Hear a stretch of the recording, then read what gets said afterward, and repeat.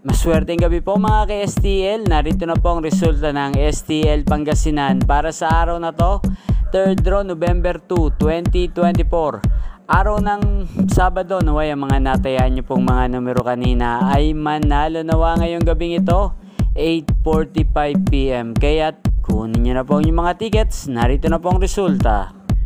Para po sa STL Pangasinan 3rd draw result, 8:45 PM ang mga numerong nanalo. 3 at 6 in exact order sa lahat po ng tumaya kanina para sa 3rd draw ng 3 at 6. Congrats po sa inyo. Panalo po kayo. Ang resulta ng STL Pangasinan ay napanood nyo po sa channel na to, Roderick Hernandez TV, Lunes hanggang Linggo tuwing 12 PM, 5 PM at 8:45 PM. Maraming salamat po sa panonood. Huwag pong kalimutang mag-subscribe